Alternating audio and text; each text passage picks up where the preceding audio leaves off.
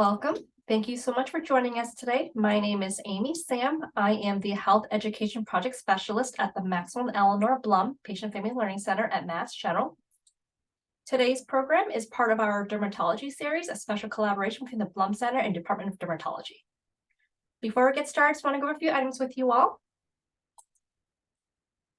Please note that today's session is being recorded for educational purposes. If you're interested in viewing the recording, you may visit the Blum Center website at massgeneral.org/Blum-Center. Please note that you're in listen-only mode. Everyone has been muted so that we can hear our guest speakers today. If you have any questions for our guest speakers, you may use the chat feature, which is located at the bottom of your screen. We'll have time for them in the end. Only Blum Center staff and guest speakers will see your questions. Please do not share any personal medical information or questions in the chat. If you have a personal medical question, please ask your doctor. Lastly, at the end of today's session, you'll be directed to a brief survey, which we'd like to ask you to help us complete. Your feedback is important to us as we plan future programs. All right, so next, I would like to introduce you all to today's guest speakers. Joining us today, we have Dr. Esther Freeman.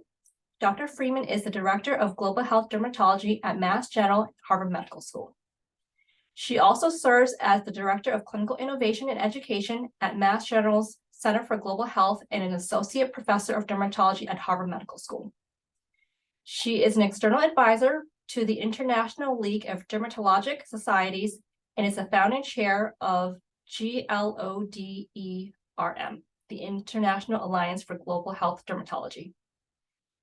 She currently serves on the American Academy of Dermatology's ad hoc task force for Mpox and is the principal investigator of the AAD-ILDS Dermatology COVID-19 Mpox and Emerging Infections Registry.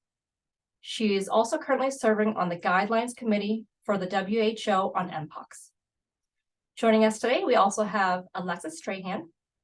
Alexis is a graduate research fellow in the Department of Dermatology at Mass General and is a rising fourth-year medical student at Mercer University School of Medicine in Savannah, Georgia. She is also a board-certified family nurse practitioner with the Master of Science in Nursing from Vanderbilt University.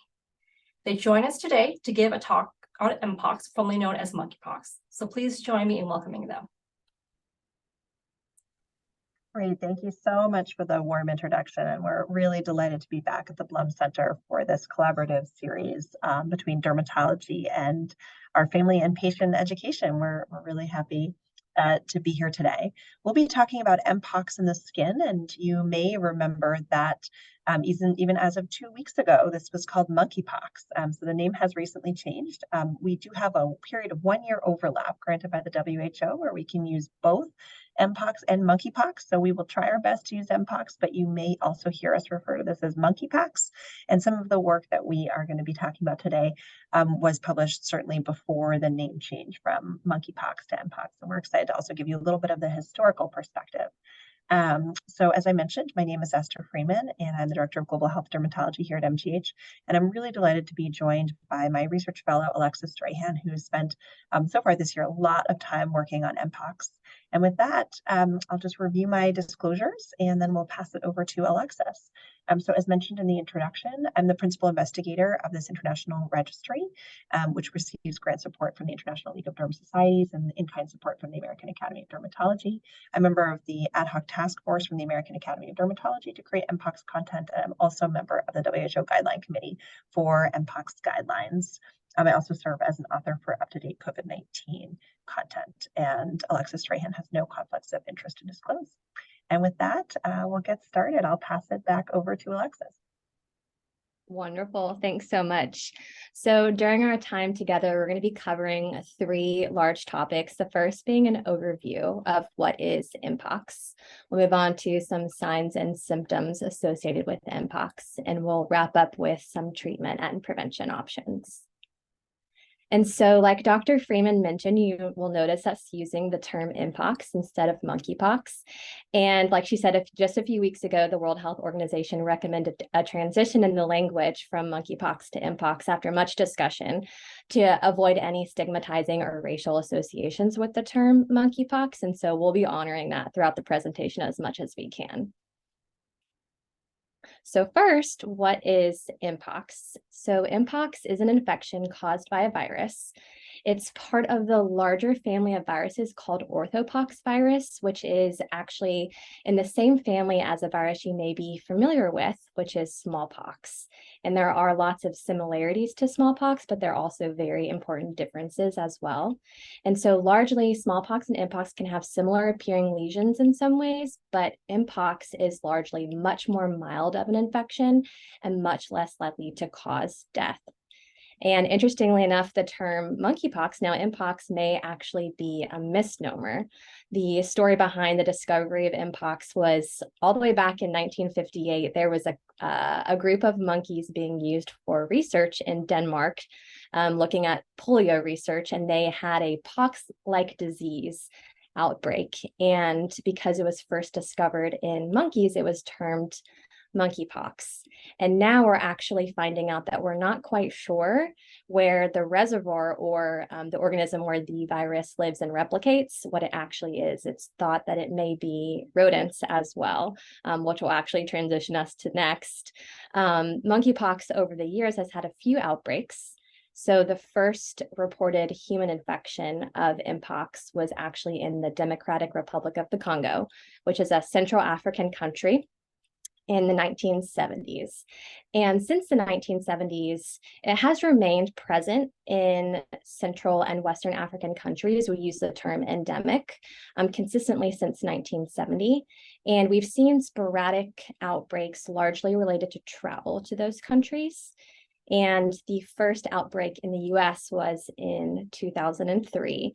It's a very interesting story, actually. So there was a shipment of animals being sold as exotic pets. And so in this shipment were Gambian rats, which is this cute little fella in the top left corner, and also prairie dogs. And so it was thought that these Gambian rats maybe were harboring the Mpox virus, subsequently transmitted it to the prairie dogs, and the individuals who came into contact with the prairie dogs subsequently developed Mpox infection.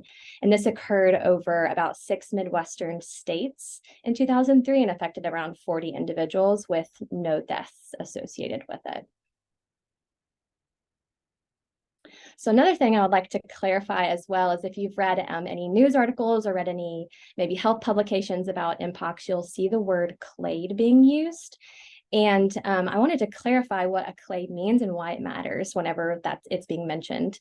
So I like to think of a clade as a branch off of a family tree. So you all have the same common source, and all of Mpox is coming from the same virus, Mpox. But over time, you may see them branch off this tree as they acquire different characteristics via genetic mutations and things like that. So they look a little bit different in how they present in humans as they branch off this tree. And so we've given the name clade to represent these differences. And so we have clade 1 and clade 2, and I'll clarify with clade 2 a little bit in a minute, but clade 1 is primarily found in Central African countries. It's a much more severe Mpox infection with death reported in about 10% of cases. And then we have clade 2. It's been split in the year 2022 because we have a slight difference in clade 2A and 2B. So clade 2A is largely found in Western African countries like Nigeria or Liberia, and death is reported in about 3 to 4% of cases. Versus what we're seeing in 2022 is different. Death is seen in about less than 1% of cases. And so it was kind of subcategorized as clade 2B. And I do think it's important whenever we talk about percentages of deaths to clarify that any death is significant. So I wanted to clarify what this or who these less than 1% are in the clade 2B realm. And so we're largely seeing the more severe outcomes in individuals that have weakened immune systems. So that can be from HIV infection or cancer or on any sort of medication that may lower your immune system. And we're seeing the severe infections and death in that population of individuals. So that brings us to the 2022 outbreak. And so just a little bit of history on this for context. In May of 2022, an individual who had recently traveled to Nigeria tested positive for Mpox in the UK. And this was followed shortly by 2 other individuals in the United Kingdom. And then about 2 weeks later, actually right here at MGH was the first Mpox infection in the United States. And by July of 2022, we had seen Mpox present in 9 US states and 28 new countries. And I'll orient you to the map on the right just for some clarity of kind of what that all entails. So you'll see that there's some blue dots, and these are countries that I mentioned prior that have monkeypox endemic or present consistently in these areas. And then you'll see in the orange dots, these are regions that had not, or countries that had not historically reported monkeypox prior to 2022. And the size of the dots is representative of the case burden. So you'll see that the United States has quite a large circle comparatively to the rest of the world. And so by July, late July of 2022, the World Health Organization called monkeypox outbreak a public health emergency. And this was followed shortly afterwards by the United States as well. So where are we at now? This was as of last week. So there's about 30,000 confirmed cases of Mpox in the United States and approximately 82 to 83,000 across the world. And you can see that that is over a third of the cases globally are here in the United States. And death-wise, there's been 20 deaths reported in the United States with 65 reported worldwide as of last week. And I won't make you do any math on the call today, but you can tell that 20 out of 29 or 65 out of 82,000 is a much lower number than that 3% or 10% in other clades of Mpox. And so we'll start by talking about how Mpox is transmitted. And so we'll spend most of our emphasis in this top left corner talking about direct contact, because that is the primary method that we're seeing Mpox transmitted in the 2022 outbreak. And so direct contact can mean touching of an infectious lesion, a scab, or a bodily fluid of an individual that is infected with Mpox. And that can be through sexual contact, that can be through hugging or kissing or close contact with an individual. Additionally, although much less so than direct contact, we have seen it transmitted via indirect contact with touching fabrics or clothing or bedding or surfaces used by individuals that do have Mpox. Again, much less so as well, it can be transmitted via respiratory droplets during prolonged face-to-face contact. And like I mentioned previously, it can be transmitted zoonotically, which just means via an animal. And so if you're handling an individual or an animal that has Mpox or being scratched or bitten by an animal, it can be transmitted that way as well. All right, so we will get into some signs and symptoms of Mpox. And so largely during the 2022 outbreak, we're seeing two big buckets of symptoms. We're seeing these general symptoms and we're seeing skin symptoms. And interestingly, prior to 2022, there's a pretty typical order of how these would present. You would see these general symptoms first, and then a few days later, you would see these skin symptoms. But I'll get into this a little bit later, but it's not quite following the rules in 2022, but I just wanted to mention that. So in this general symptom bucket, we're seeing flu-like symptoms. Is the best way to conceptualize it a little bit. You can see fever, chills, swollen lymph nodes, muscle or backaches, headaches, or even respiratory symptoms like sore throat, congestion, and cough. And then in the skin symptoms bucket, if you were to maybe do a Google search and look at Mpox symptoms that are available on the internet, you may see lesions in the hundreds over the arms and the face and the trunk. Interestingly, in 2022, we're not quite seeing that in the same way. We're seeing a skin rash that's usually less than 20 lesions overall, which is much fewer amount. We're seeing them often on or near the genital region or in the anal region. And they can resemble anything like a pimple or a blister, which I'll show you many examples of. And they can change over time in the way they look. And I think two fair questions or two fair things to go through is how long after exposure do these symptoms tend to develop? And it's quite a range, actually. So it can be anywhere from 3 days to 3 weeks. And so this will be important later when we talk about how long to self-monitor for symptoms. And then how long do these symptoms usually last when you do acquire Mpox? And anywhere from 2 to 4 weeks overall. Although if you are someone with a weakened immune system, it can last a little bit longer than 4 weeks. Okay, so we'll get into some of the skin lesion variations. So traditionally, skin findings have followed this particular order of how they would present. They may show up as a discolored flat lesion on the skin or maybe a raised lesion, then progress into something that looked more like a blister, maybe like a clear filled area, progress further on to more of a pustule or a pus, like a pus containing nodule, and then it would end with a crust or a scab.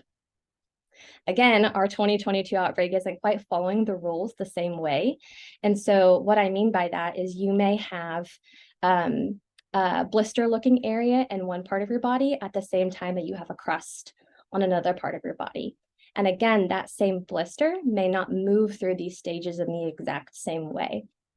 So it just makes us be a little bit more aware of any lesions that may pop up and kind of think about our exposure as well. And I'll show you a lot more examples of these. So this is a particular individual. This is the same lesion over time. And so you can see on day 6 that it's not quite looking the same as on day 11. So it can start as just maybe a discolored raised spot on the skin and then turn into maybe something that looks more like a pustule and then resolve from there. So there's a lot of variability into how things look. And I'm going to show you some more too, because I feel like pictures are very helpful to see. So here you'll see pictures of different skin tones and in different areas of the body. And so on the top left, you can see an area that almost just looks like maybe an infected hair follicle or maybe a small pimple. And in the bottom left, you can see this is an individual's back. And so this may look like a series of bug bites, or it can look like another infection like chickenpox. In the center picture, you can see an individual with a darker skin tone with some flat lesions on the hand. And these are a deeper brown and flush against the skin. And on the right-hand side, you can see an individual's thumb, and this lesion looks much more like a pustule. And so all of these that we're looking at are from Mpox infections in 2022.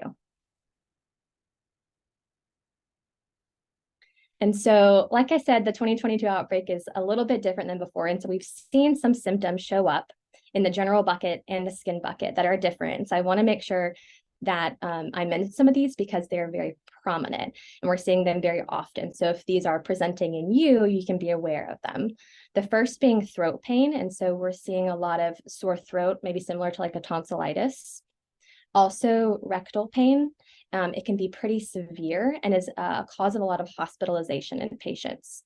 In the skin symptom bucket, I mentioned that the 2022 outbreak wasn't necessarily following the rules of those general symptoms first, then the skin symptoms. So now we're seeing these skin lesions show up even prior to feeling flu-like, or maybe even at the same time. Also, we're seeing lesions in the mouth or the throat, and also in the genital region.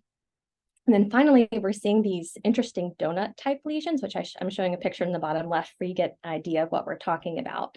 They almost look like they could be filled with pus, and it can be incredibly tempting to want to unroof these or pop these lesions, but it's important not to for 2 reasons. The first being it can increase the ability to transmit the virus to others around you. And secondly, it can increase the risk for scarring.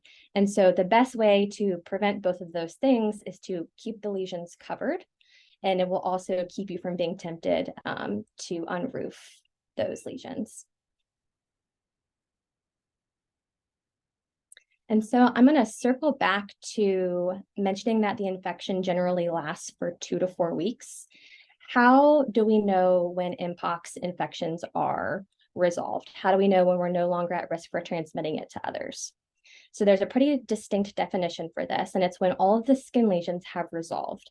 And what that means is when all of the lesions have scabbed, the scabs have fallen off, and you have a fresh new layer of skin underneath without any breaks in it. And so when all of the lesions have reached that time point, that's when you're no longer able to transmit the virus to others. And another, a long-term effect of Mpox that we're still learning a lot more about is scarring. And so scarring is possible after Mpox. And so to reduce the risk of scarring, we have a few recommendations from the AAD, and I'm going to turn it over to Dr. Freeman to go through some of those. Great, thanks so much. So working with the American Academy of Dermatology, the U.S. Centers for Disease Control, the US CDC, had asked us to come up with some really kind of easy to use guidance on how to care for your skin. And I will say we have two sets of guidance available on the American Academy of Dermatology website. We have some that's directed towards physicians or healthcare providers, and we also have some that are directed directly at the patient. So if you yourself are experiencing Mpox, we have some advice for you on how to take care of your skin.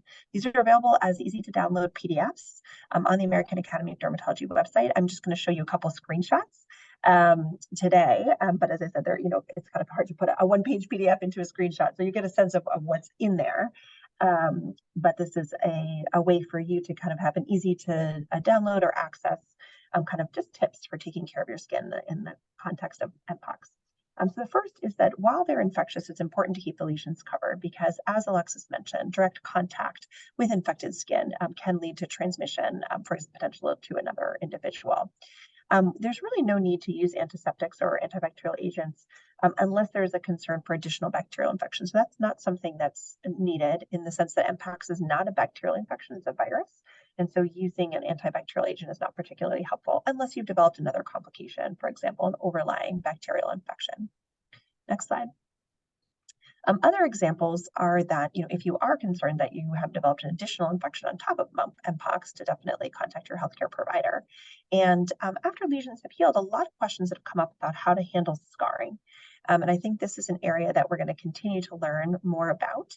But in particular, after lesions have healed, we can use kind of moisturizers to keep the areas moist. It's important to keep them protected from the sun. And one thing that we recommend are these silicone-based gels or scar sheets that you can even order online and cut to the correct size if there's a particular area of concern in terms of scarring for you. Next slide. So also important not to scratch or dig at the lesions as much as they may itch, or it might be tempting because that can lead to further scarring. And I know a lot of people during this outbreak are particularly affected in the groin or the buttock area. And so thinking about things like sitz baths or warm and cool compresses can help in that particular situation. And it's always important to recognize that you may be eligible for something called tecovirimat, also known as TPOX, which is specific treatment for monkeypox. And so depending on your case, I would definitely encourage you to talk to your healthcare provider about eligibility for something like tecovirimat or TPOX. And so important to realize that additional specialty consultation, particularly through the infectious disease department or the sexual health clinic, may be needed. Next slide. Perfect. So I'm going to change gears a little bit. And thank you so much, Alexis, for giving us a really lovely summary of the transmission of monkeypox and also about the clinical presentations and what that can look like on the skin. So what I'm going to speak about is a little bit about vaccines, and I'll hand it back over to Alexis to talk a little bit about tecovirimat and treatments that are possible for Mpox. Next slide. So let's talk a little bit about vaccines. And I think what can be confusing here is that there's actually multiple different vaccines. So let me actually start with on the right. So on the right where you see where it says ACAM 2000, this is the older vaccine. And so if you were vaccinated, for example, for smallpox, you may have as a child or as an adolescent or a young adult, depending on what year you were born in the US, we used to be vaccinated for smallpox. You would have been vaccinated by something similar to the ACAM 2000, not exactly, but pretty similar to this. So this is traditionally what we think of when we think of a smallpox vaccine. And this is the vaccine that's also traditionally used in the US military.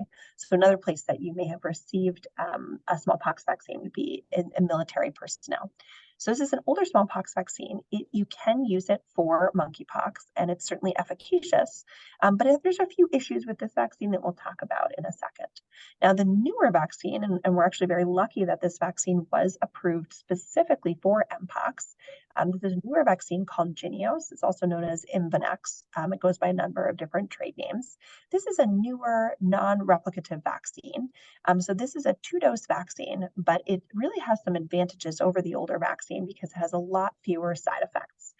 in terms of risk for yourself or other people that we'll talk about. So this is the newer vaccine. This is primarily the vaccine we're using currently in the Mpox outbreak.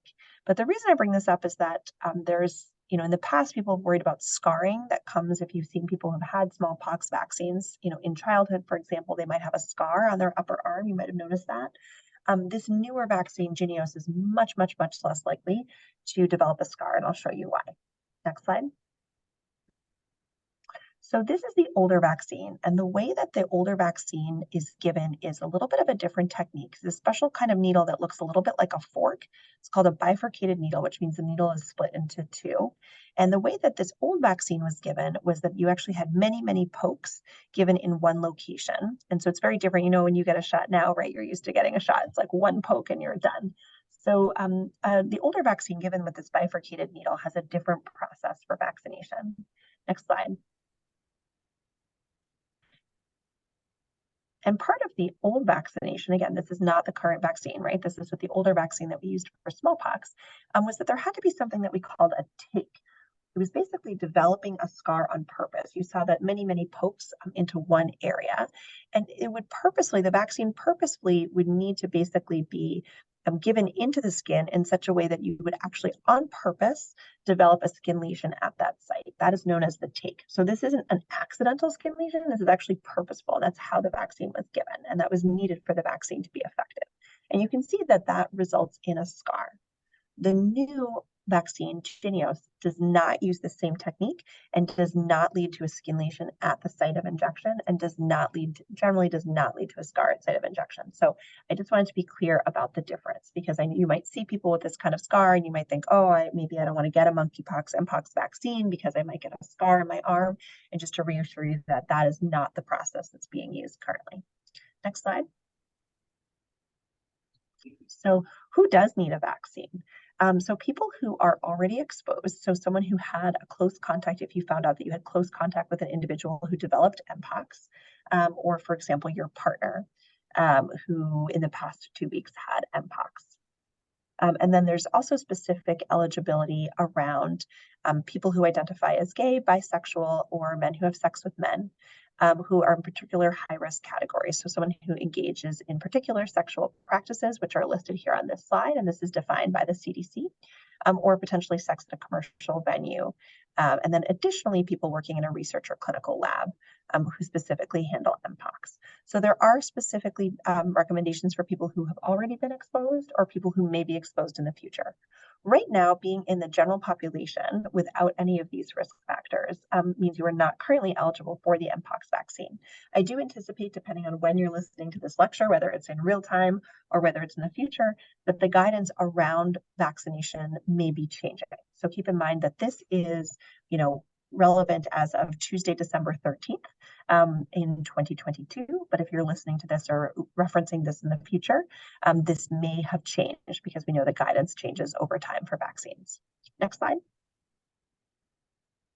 So one helpful tip in terms of finding a vaccine location, you can actually use your phone right on this slide, and this will bring you to put an area where you can put in your zip code, and you'll be able to find a vaccine location near you if you meet eligibility criteria. And if you do meet eligibility criteria, vaccination is a really fantastic idea to reduce the risk for yourself and your loved ones. Next slide. So I think I'll hand it back over to Alexis to talk about treatment. And I think what I want to just leave you with about vaccines is that the newer vaccine, the JYNNEOS vaccine, is a very safe and effective vaccine. And the early data that we have from the US Centers for Disease Control is that it seems to apply about a 14 times increased protective effect against developing monkeypox or Mpox than if you are not vaccinated and you're in one of those high-risk groups. So if you are listening and you're eligible, I would strongly encourage you to talk to your doctor about vaccination and use that QR code to access a vaccine site. And with that, I'm going to pass it back over to Alexis to go over some of our treatment options for Mpox. Perfect. Thank you. So we'll switch gears a little bit, and this is on the treatment end of Mpox. So I will say Data shows that most Mpox infections resolve in that 2 to 4 week period without any intervention needed. But we do have this medication called tecovirimat, or TPOXX. It's an antiviral medication that's available both in the capsules like you see in the photo or in IV form if you are hospitalized. And this was originally created actually for a smallpox, but in 2022, the FDA has allowed healthcare providers to use this medication in specific groups. So people experiencing severe infection, which can include individuals that may have a secondary bacterial infection as a result of their lesions, or if their lesions have kind of combined into one large or multiple large painful lesions, or if you're hospitalized, you meet the criteria for severe infection. Also, those with weakened immune systems, children even down to less than 1 year of age, pregnant or breastfeeding individuals, and then people with certain skin conditions are all eligible to receive tecovirimat. And currently, wonderfully so, it's available free of charge. So say you believe you may have been exposed. What are the proper next steps to go through to protect yourself and others? The first would be to self-monitor for any symptoms of Mpox, both in that general category and the skin category for up to 3 weeks after exposure.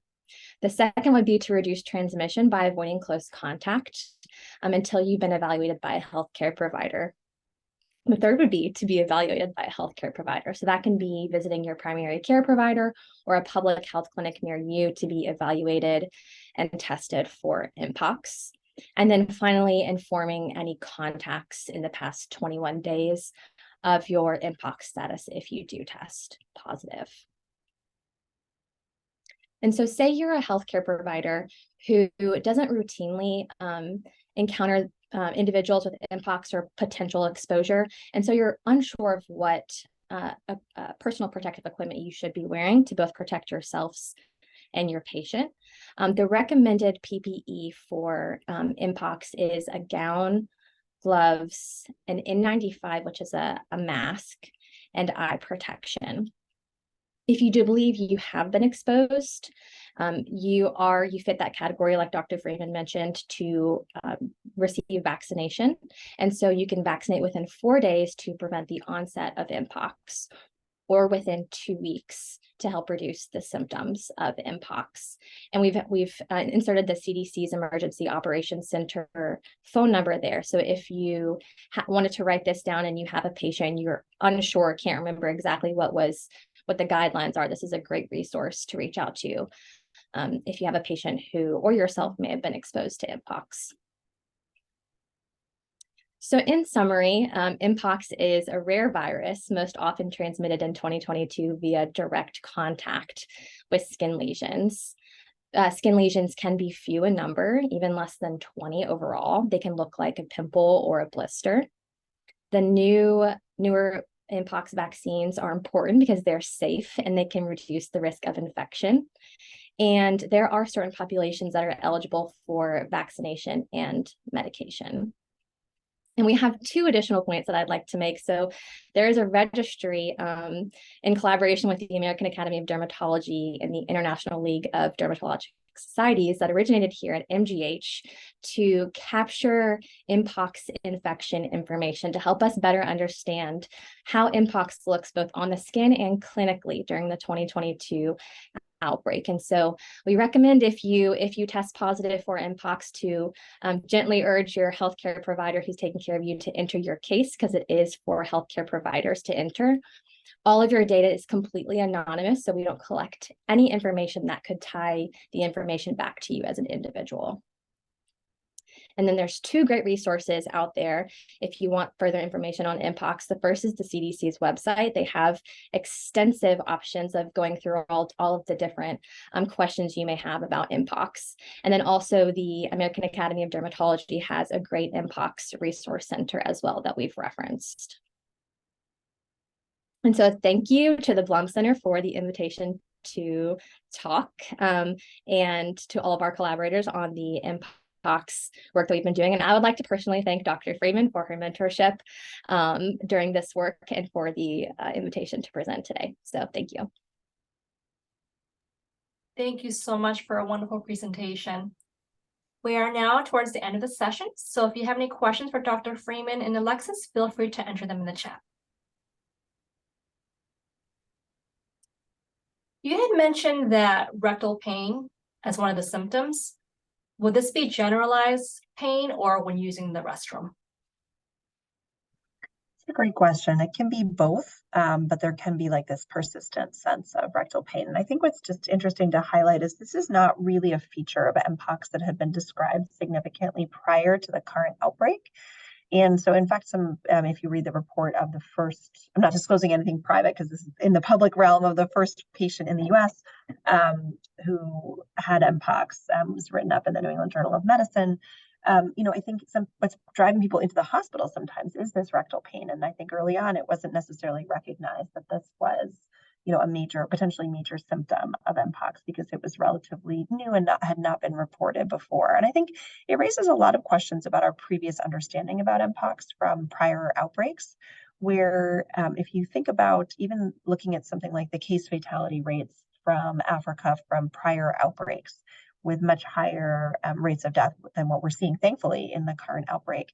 I think it really raises the question of, did we truly, I think there are different clades and different ways the viruses act, but did we also truly understand, the epidemiology and our understanding around how those viruses were acting, for example, in sub-Saharan Africa and Western Africa before, because there's not a lot of testing available in those sites. And so it may be that only the most sick patients ended up in the hospital. And so our sense of who was dying from Mpox may have been, a little bit skewed in that if we were only looking at our most sick patients that showed up in the hospital, and then we were looking of those who died, that's a very different picture than of everybody who got Mpox. I think we're doing a better job now of getting a broader sense, at least in these high resource settings like the US, of understanding who has Mpox and who doesn't. And so we have a different denominator, if you think about it a little bit as a math equation. Whereas I think, testing is not routinely available in a lot of the other sites. And also, not related to your question, but also treatment and vaccines are not available. So I think that we do have a little bit of a different sense. And so, I think one thing that we struggle with is how much is it that this outbreak is truly different, or how much is it that we had a kind of only partially complete understanding of Mpox before? Thank you. And to piggyback on your comment about vaccines, is there a reason why the vaccine isn't recommended for everybody? Yeah, it's a great question. I think right now, and again, speaking kind of here in December 2022, I feel like anytime I talk about an outbreak, I have to give the caveat of when I'm speaking because things change so quickly, day to day to week to week. I think right now we're still having vaccine sourcing and supply issues. So one thing that we didn't really talk a lot about is even in the US, what we're doing to increase our vaccine supply or really stretch our existing supply to reach a broader group of people. So there's actually a couple different ways that the current Mpox vaccine, which is the Jynneos, which is the newer vaccine we're talking about, can be given. So one way is given in what you and I might think of as like a standard vaccine, where it's given subcutaneously in the upper arm. So when you got a COVID shot, for example, that's similar technique. Now, the other way it can be given is you can actually stretch that same vaccine. That one bottle of vaccine can actually be stretched to many, many more people if you give the vaccine in a different way. This is called intradermal dosing, which is dosing that's given more superficially just under the skin. Now, I'm going to say this is totally counterintuitive, right? So I'm going to tell you, okay, if I inject it deeper, I actually need to use more vaccine, right? This is the counterintuitive part. Whereas if I inject it more superficially higher up into the skin, I actually need less. So I know that sounds counterintuitive, but the reason is that skin, and as a dermatologist, like this kind of makes me happy. Skin is like an alive immune organ. We don't think of skin as part of your immune system normally, right? You kind of think of skin as this like covering that protects you from the outside world. Otherwise, we'd all kind of be, walking around and sticking to everything, right? So skin is like, it is this covering. But skin is also an active immune organ. And so by actually injecting a vaccine very superficially into the skin, you're actually recruiting your own immune system to take advantage. And you can actually get a bigger vaccine effect from injecting less vaccine, but into the skin. So as I said, it's like totally counterintuitive. Why would I need to be able to inject less if I'm giving it like farther up in the skin? But that's actually the way the skin works, which is really fascinating. So one way that we're stretching our vaccine supply is that we're actually changing it to this intradermal, this more superficial in the skin dosing. And that is allowing us to stretch our current vaccine supply to a broader group of people. Now, in future, I think the answer really is we need more vaccine. And, people were not anticipating this outbreak, right? So the manufacturers were going along kind of manufacturing a somewhat normal amount of vaccine. And all of a sudden there's this huge worldwide spikes, right? So it really changes the demand. So do I anticipate in future that as more vaccine becomes available, the criteria for who can get vaccinated is going to open up? I do. I think that that's probably coming our direction. I myself, when I am eligible, will certainly be getting vaccinated. I don't currently meet current eligibility criteria, so I have not been vaccinated. And I think it's important just to note that as a healthcare provider, I'm not worried. In the sense that I would like to stop monkeypox or Mpox transmission from occurring, but I'm not worried that I'm going to develop this from a patient. Wearing appropriate protective gear protects me from Mpox transmission. So I just want to say that. But that being said, when the eligibility opens up, I'll absolutely be getting my vaccine. These vaccines are very safe and very effective. And I'm definitely very pro-vaccine in terms of its ability to protect us. And the safety profile of this particular vaccine is really excellent. Thank you. And you may have already covered this, but for those who are eligible for the vaccine, is it free or covered by insurance? That is a great question. And I don't think we've received that question before. So I'm not sure if we have the total right answer for you. I believe that it's covered, but whether or not where that funding is coming from, I don't have the immediate answer. So we'll have to do a little search to get back to you. Thank you. One thing we didn't really talk about that I think just important to raise is, I'm as the associate director for the Center for Global Health, I always have this kind of global health and public health hat on. And I think one thing that's important for us to recognize as we're sitting here in Boston, Massachusetts in the United States is that we're very lucky with the access that we have to medications and to vaccines. And that is just not true worldwide. And so when we think about Mpox, it's normally endemic and has been endemic historically in certain areas of the world that have basically zero access to vaccine. So if you look at something like the newer vaccine, like Jynneos, I was speaking with one of my colleagues in Nigeria. So Nigeria is a place that had the largest single outbreak prior to this current outbreak. Okay, so earlier in the 2000s, Nigeria was the place. If you looked at who had the largest single outbreak of Mpox prior to 2022, it would have been Nigeria. And my Nigerian colleague who's working in infection control in Nigeria asked her, well, what's your, I was curious to hear what their vaccine policy was. Did they have certain groups that were eligible or not eligible? And she basically laughed at me and said, there is no vaccine policy because we have no vaccine. It's not like, oh, we have a little. No, they have none. So, here we are in the US and, I'm thinking about how do we expand our vaccine policy in the US, and that's important. But I would just argue that from a global level, issues like this and threats to kind of worldwide health and safety are going to continue if we continue to really only have vaccine access in our richest nations. And this is really a problem for all of us. So I know this is not directly relevant to, an individual potentially listening who has Mpox or concerns about Mpox, but I just think it's important to put ourselves in the global context. You make an excellent point. I mean, as we've learned so much so far about the current outbreak, where do you see the direction of research going forward? Yeah, I think that we've learned a lot about transmission dynamics and the changes to Mpox. I think really research needs to be looking at how do we expand access to things like treatment and access to things like vaccination. And you might say, how are we still talking about this in 2022? Did 2020 and COVID not happen? These are the points I'm making are not novel to Mpox. I would say that they are lessons that we've learned the hard way in COVID-19. And I think it is a little bit hard to say, if we'd had a tiny bit of breathing room between COVID and Mpox, would we have done things differently? Because we felt a lot of history repeating itself. Similar issues with the COVID vaccine rollout were just happening again with the Mpox, vaccine rollout. So I think that is, I would love to see that we've learned so much. And I think we've learned something, but we haven't maybe learned everything that we needed to learn, or certainly how to put it in practice. And the other thing I want to just raise is the issue around kind of social and emotional isolation and the impact of Mpox beyond maybe a physical scar. Because something that we know for our patients experiencing Mpox who have gone through this is that the isolation is actually pretty long. The time that you need to stay, because it's transmissible for so long, you do need to stay isolated for a longer period of time. And there's also very real stigma associated with the disease and associated with just having a visible skin disease. Can be very stigmatizing. And so I think that there is a large component of the impact on people's mental health and social well-being that I think we haven't really discussed as much with Mpox, and I think it's actually really important to consider. Thank you. Are there any efforts or work within Mass General to address this? I think there will be going forward.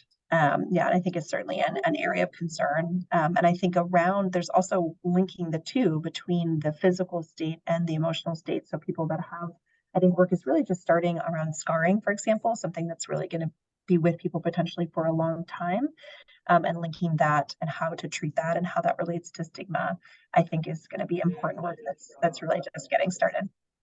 Thank you. You have presented some interesting data earlier in the presentation about the cases to date. We haven't heard so much about Mpox cases in the US. Are we still getting new cases? Should we be concerned about it? Yeah, so the overall epidemic curve, and now we're all after COVID used to looking at these curves, right? We all know what these surges can look like. So the overall curve has gone way down. So we are on that kind of downward side of the curve. So we are still getting an occasional new case, but it's not like at its peak.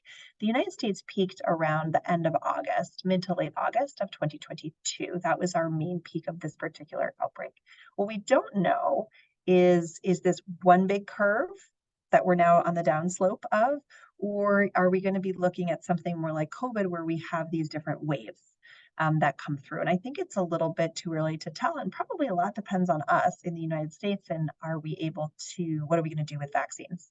Are we able to expand access of vaccines? Are we able to vaccinate supply vaccines to other countries? So I think these are things that we could probably still do to change the likelihood of having another curve. But the good news is that we are currently, on the downswing. Now, I want to just point out, we're not down to zero. So, I think one question that remains is, what is our new kind of steady state? And we're all used to this concept of the new normal, right, with COVID, but what is our new steady state with Mpox? I would love to think that we have the ability to eradicate Mpox, and so it's just our baseline is 0 cases. I actually, unfortunately, don't think that's true. I think that what we're going to be looking at is a very low level of transmission, but in the United States going forward, I don't think it's going to be 0. I think Mpox is here to stay. I would love to think we could completely eliminate cases, but because it's an infection that can be transmitted even with relatively minimal symptoms and potentially even before symptoms, I think it's going to be hard to truly eradicate in the United States. So I think it's going to be with us for some time. Thank you. With the holidays coming up, people are starting to travel. Should we be concerned about it on the plane, in public areas, hotel rooms? Well, what I would say is, right now in the United States, we're facing a lot of outbreaks and epidemics and pandemics and mini-demics. It's not a word, but it feels like that at the same time. So honestly, for travel during the holidays, the things that have me more concerned are the fact that we have a huge peak in flu right now, which is much earlier than we usually do. We have a huge peak in RSV, which is respiratory syncytial virus, which had kind of not been around for a couple of years because we'd all been wearing masks. And then we also are starting to have an upswing in COVID-19 cases as well. So I think, to me, the triple threat during the holiday period for 2022 is really around these respiratory viruses. And so I would encourage you, to consider, if you've not been wearing a mask, you've gone back to not masking, which is certainly understandable. If you are traveling over the holidays, this might be a time to consider masking again. We have, significant transmission right now of all 3 of those respiratory viruses. So to be honest, my concern is actually around those viruses. I am much less worried about Mpox. Getting Mpox from transmission from a surface is incredibly low risk. I think you're much more likely to be at risk for something like COVID or flu or RSV. So it's definitely not even on my top 20 list of concerns for the holidays. I think I'm much more worried about these other respiratory viruses, which you should be taking very seriously. And I would encourage you to continue, good hand washing. Consider this might be the time to, put that mask back on for the plane ride that you're doing to visit family and friends. Keep in mind, we have rapid COVID tests available. So a great way before you meet with friends and family is to test for SARS-CoV-2 before you meet with friends and family. So that would be my focus for the holiday period. Thank you. I think that's all that we have for questions. Before we end today's session, do you have any final thoughts you'd like to share with the audience? Well, just to say thank you so much for having me back, and thank you for inviting Alexis to join me today. It's really a pleasure for us to be able to co-present. And I think it's just realizing that a lot of control of these viruses is really in your hands. And thinking about early, if you notice symptoms early, going to see your doctor, and believe in yourself. If you feel different or you feel like something is off, and this goes for Mpox, and this goes for COVID, and this goes for flu, and this goes for RSV, trust if you feel like you have symptoms, and trust that you probably need to change your behavior in some way to avoid the risk of transmitting onto the next individual. And so I think that's just kind of an important message as we head into the holidays, but I wish everyone a very happy and safe and healthy holiday season. Thank you so much. And thank you everyone for taking the time to join us. Hopefully you found today's session helpful. As I had mentioned, today's session is being recorded. If you're interested in viewing the recording, you may visit the Blum Center website at massgeneral.org/Blum-Center. Thank you so much, everyone. Have a lovely rest of the day.